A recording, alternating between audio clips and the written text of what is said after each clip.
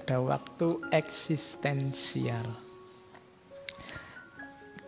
Heidegger membahas waktu pakai dua istilah kalau dalam bahasa Jerman, Innerzeitkeit dan Zeitlichkeit. Jadi waktu normal dengan waktu sementara. Buku masternya Heidegger kan judulnya Being and Time. Jadi waktu yang normal, waktu yang kalau diterjemahkan terlek keberadaan dalam waktu, ya segala hal, kalau bahasanya tadi semua makhluk itu ada dalam waktu. Sebenarnya ya lengkapnya dalam ruang dan waktu. Kayak teorinya Stephen Hawking itu. Jadi selalu ada jalinan ruang dan waktu yang tidak terpisah. Segala hal. Cuma khusus untuk manusia, cara memahami waktunya beda. Karena bagi Dasein, waktu itu bukan sesuatu yang niscaya atau untuk dinikmati saja, tapi manusia itu sendiri harus mewaktu. Mewaktu itu mengada dalam waktu. Eksis sesuai waktu. Jadi eksislah, jadi dirimu, tampillah dalam waktu. Berarti apa? Ya being and time tadi, mengadalah dalam ruang dan waktu. Namanya Dasein. Lawannya Dasein itu Dasman. Dasein itu manusia otentik. Manusia itu otentik, kenapa? Karena dia jadi dirinya sendiri. Dia punya orientasi hidup sendiri, dia punya penghayatan hidup sendiri, punya makna hidup sendiri. Tidak sekedar ikut-ikutan orang lain. Punya referensi boleh, tapi semua keputusan putuskanlah sendiri. Suka organisasi, mengafiliasikan diri dengan organisasi, silahkan, tapi putuskan itu oleh dirimu sendiri, bukan karena ikut orang lain atau apalagi dipaksa orang lain. Itu namanya eksis. Mengada dalam waktu, mewaktu. Jadi waktu akhirnya punya makna eksistensial. Waktu jadi pendukung dirimu untuk eksis. Yang hadir ngaji malam ini karena kamu ingin hadir sesuai orientasi hidupmu, kamu punya penghayatan dan pemaknaan sendiri tentang ngaji ini. Maka kamu yang hadir jadi eksis. Tapi yang hadir malam ini hanya karena ikut temennya, ndak enak, ndak solider, temanku ngaji kok aku ndak, kasihan dia, jadi aku ikut saja. Atau karena ikut tren, wah teman-teman sakos ini sekarang ngaji semua. Sebenarnya pingin di kamar, serialnya belum selesai, sinetronnya misalnya, tapi yang lain berangkat, aku ikut berangkat lah. Maka kamu ndak Dasein, tapi kamu Dasman, bukan manusia yang otentik. Jadi manusia yang palsu. Dirimu bukan dirimu. Jadi engkau bukan yang kamu inginkan untuk dirimu sendiri. Itu namanya ndak otentik. Kamu lah, dan ini manusia yang malang, katanya Heidegger. Wong kamu lahir ndak milih. Nanti sekolah TK, SD ya dipilihkan orang tuamu, agama dipilihkan orang tuamu. Kuliah sampai di mana jangan-jangan juga dipilihkan orang tuamu. Mungkin besok pacar dan jodoh juga dipilihkan orang tuamu. Kamu tidak pernah dewasa, tidak pernah memutuskan dirimu sendiri, kamu tidak pernah eksis.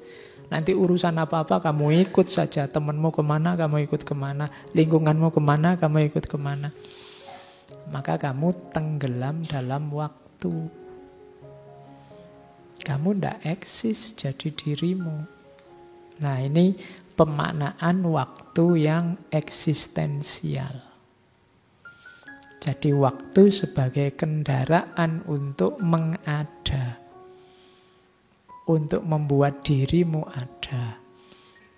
Nah, ini pandangannya Heidegger, filosof eksistensialis. Ada juga biasanya di tengah masyarakat ini waktu sebagai makna dan imajinasi.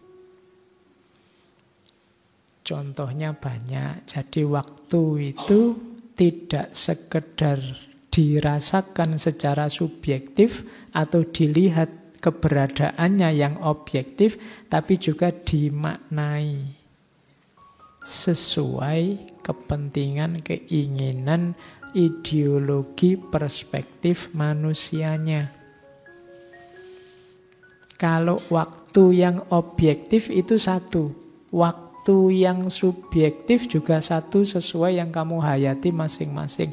Tapi ada level yang berbeda, yaitu waktu yang sifatnya maknawi dan imajinasi. Kalau ini biasanya sifatnya kesepakatan. Matahari atau bumi mengitari matahari itu objektif, tapi terus dipecah-pecah jadi namanya kalender. Itu sifatnya maknawi. Makanya kalender ada banyak.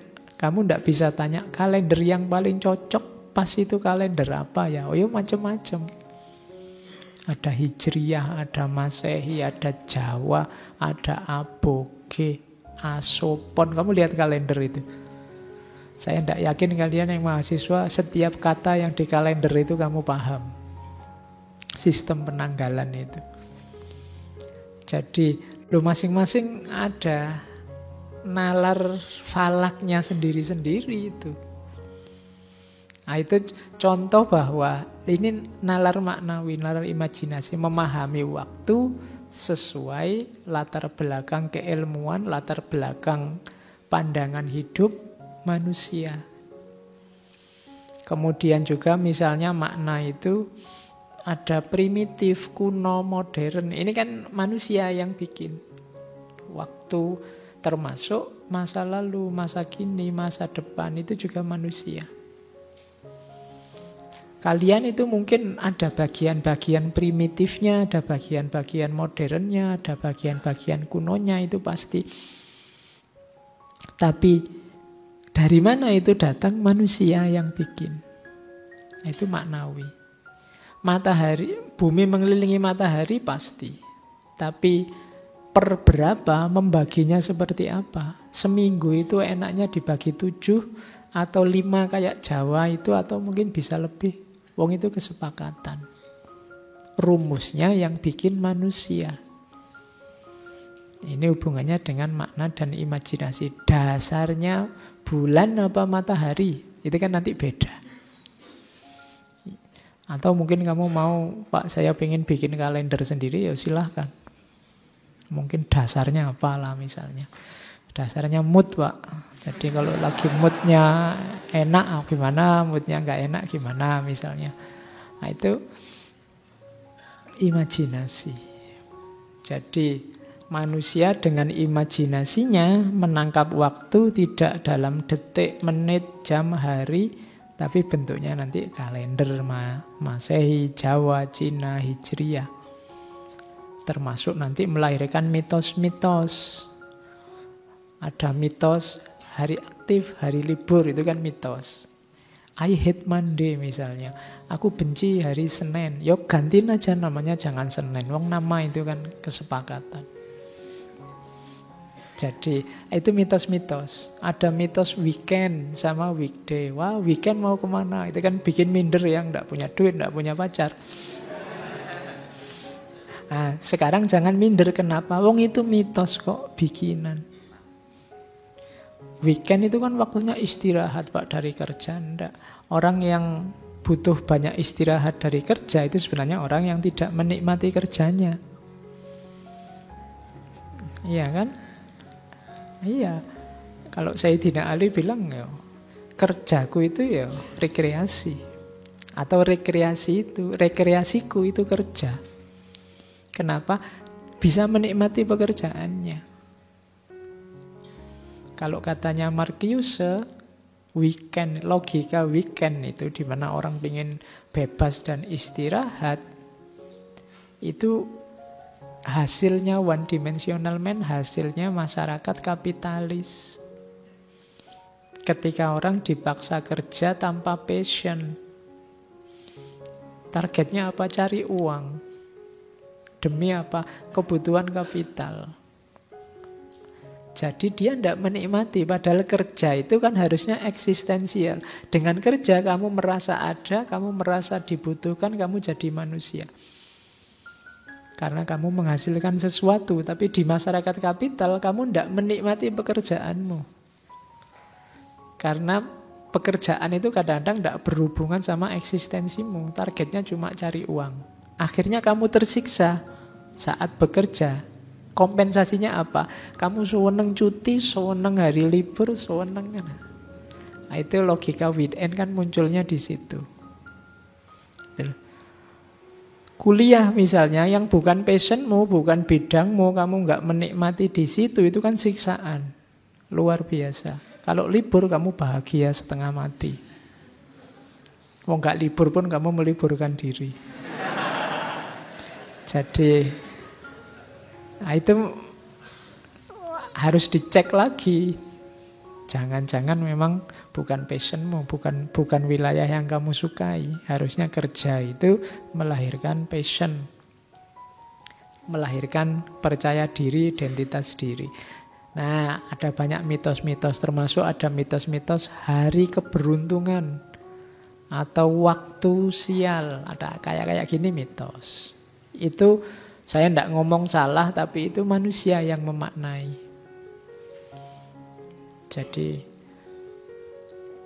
waktu yang sial, waktu yang kurang baik, waktu yang baik, itu hitung-hitungannya manusia. Bisa iya, bisa tidak, cuma itu sumbernya manusia. Meskipun kamu anti misalnya, Pak saya anti tanggal 13 Pak, kamu anti pun yo tetap nanti kamu melewati tanggal 13. Tidak mungkin kamu tidak, kenapa 13 ini objektif gitu loh. Kayak kamar hotel, tidak ada kamar yang nomor 13 misalnya. Akhirnya yang harusnya kamar nomor 13 diganti nomor 14. Loh itu misalnya ada setannya yang bikin sial, apa setannya bisa ditipu, yang harusnya 13 diganti 14 itu. Loh misalnya, oh ini kan harusnya 13 tapi 14 ya, apa ya begitu. Itu yang masalah itu angka 13-nya apa urutan ke-13-nya. Nah, itu kan makna dari manusia. Ada yang umur 13 enggak di sini? Jangan-jangan kamu memaknai wah umur 13 itu umur sial misalnya. Enggak. Nah, jangan takut, wong makna dari manusia kok. Imajinasi, ideologi, mitologi yang membuat manusia. Tinggal diatur saja. Oke, jadi ini tadi ada macam-macam linier, sirkuler, imajinatif tentang waktu. Nah, kalau ini Einstein, saya sebenarnya pengen banyak ngomong kuantum, relativitas, tapi kok membayangkan kalian kata agak berat. Saya bawakan anekdotnya saja. Jadi Einstein ini sering ditanya orang yang nggak terlalu paham tentang teori relativitas. Dijelaskan sampai ndaki-ndaki juga orangnya nggak paham. Akhirnya Einstein jengkel. Kalau ada orang tanya relativitas itu apa sih, dijawab gampang-gampangannya gini loh, katanya Einstein. Letakkan tanganmu di atas kompor panas selama 1 menit, maka rasanya seperti 1 jam. Lalu duduklah dengan gadis cantik selama 1 jam, maka rasanya seperti 1 menit. Itulah relativitas. Nah, itu penjelasan jengkelnya Einstein. Ini saya bawa yang ini saja karena kalau saya jelaskan relativitasnya yang asli, ada relativitas umum, relativitas khusus, macam-macam nanti kamu puyeng. Yang versi fisikanya.